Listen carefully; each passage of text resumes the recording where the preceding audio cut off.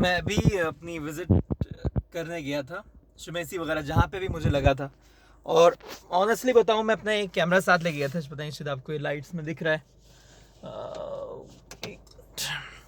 ये कैमरा साथ ले गया था अपने।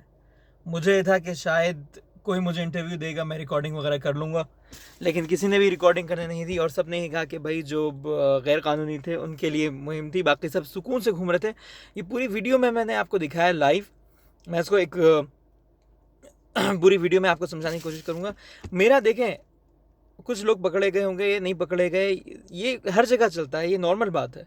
लेकिन इसको गुस्सा मुझे जब आता है जब आप इसको सियासी रंग देके बोलते हो कि भाई उर्दूगान की पाकिस्तान विजिट का बदला वो लोग मजदूरों से ले रहे हैं। यहाँ पे मुझे तपन हो जाती है, यहाँ पे मुझे गुस्सा आता है, क्योंकि बेसिकली आपने इल्ज़ामात लगाए। यानी जिस मुल्क से सबसे ज़्यादा रेमिटेंसेस गए हैं, जिस मुल्क में आना सबसे ज़्यादा आसान है वीज़ा लेकर, कोई टेस्ट नहीं, कुछ नहीं, जितना और फिर वहीं पे आप इस तरह की बात करते हो, वो अच्छा नहीं होता। इस चीज़ के मैं ख़िलाफ़ हूँ। आप कह रहे हो ना, मतलब आप लोगों की बहुत अच्छी दोस्ती है तुर्की से, एक काम करो, visit visa low, on arrival पहुँच जाओ। वो आपको विजिट वीज़े के काबिल भी नहीं समझता। आप कहते पहले से वीज़ा लो, उसके बाद आना कंट्री में। स्टैंडर्ड है भाई हमारे।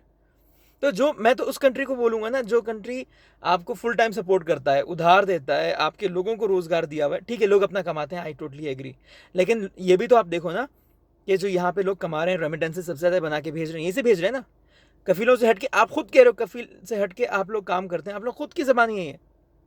और कोई नहीं पूछता, आम दिनों में लोग काम कर रहे हैं, फैमिलीज रख के पैसे भेज रहे हैं, ठीक है, कमा रहे हैं, बन रहे हैं।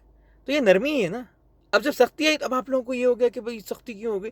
और हर साल होती है, मैं पहले भी बोलता रहा हूँ। और urdunews.com एक वेबसाइट है, ऑफिशियल सऊदी अरब की अथराइज मीडिया एजेंसी है। तो उनकी पूरी इसके ऊपर न्यूज़ आई है। इवन पाकिस्तानी एम्बेसी से ये बात प्रूव हो गई है कि ये इन सब बातों में कोई सच्चाई नहीं है कि भाई पंगेबाजी चल रही है, ऐसा कुछ भी नहीं है। और दूसरी सबसे अहम बात जो मैं कल बता चुका था, वो ये कि फ़ौजी मशक़ें पाकिस्तान और सऊदी फ़ौज की चल रही है। अगर इनका फड्डा चल रहा होता, ये चीज़ें चल रही होती। राहिल शरीफ साहब भी यहीं बैठे हुए हैं, मैंने कल भी कहा था। और फ़ौजी मशक़ें भी हो रही हैं, और ये सियासी बातें एक तरफ ये चलेंगी। मतलब बुग़्ज़, और ये जो मैं कहता हूँ कि ये आपके अंदर की नफ़रत होती है जो अलग अलग तरीके से निकल के आती है। तो इसको मैं हर दफ़ा जस्टिफाई नहीं कर सकता। इतना ज़रूर कह सकता हूँ कि आपके अंदर की नफ़रतें हैं, ये ज़िंदगी भर रहेंगी। मेरे कहने से, 100 वीडियो बनाने से, अच्छा इमेज दिखा देने से आपके दिल को सुकून नहीं आएगा। इसी तरह जलते रहोगे अंदर से, सड़ते रहोगे अंदर से, नफ़रत करते रहोगे। क्योंकि अभी लोग पैसे वाले भी हैं, तो आप तो और ज़्यादा कीड़े निकालोगे। हम भी यही करते हैं ना, पैसे वालों को ज़्यादा देख के हम उनकी ज़ातियत पे जाते हैं। हम लोग जिस तरह करते हैं वही हम देख रहे हैं, आप लोग भी वही कर रहे हैं। क्योंकि वो लोग अमीर हैं, उनकी याशी भी आपको नज़र आती है। हाँ, लेकिन आप लोगों की तरफ की जो याशी है, जो शराब वराब मुजरा वुजरा होता है, वो नॉर्मल है, वो कोई मसला नहीं है। अरबी अगर अय्याशी कर लेगा तो भाई ये अय्याश है। तो ये सब चीज़ें होती हैं जो हमें बहुत मतलब केयरफुली रहना चाहिए। एटलीस्ट अगर आपको मोहब्बत नहीं है ना, तो मैं कहता हूँ यहाँ मत आया करो, ठीक है। अगर आपको इतने प्रॉब्लम आओ ही नहीं, अब पकड़ धकड़ शुरू किए ना, मैं कहता हूँ सारे के सारे उठो, चले जाओ, सेटलमेंट कर लो बाहर कहीं और। इन्होंने कहा तो नहीं क्या बैठ इधर बैठ भाई हमारे पास रहे।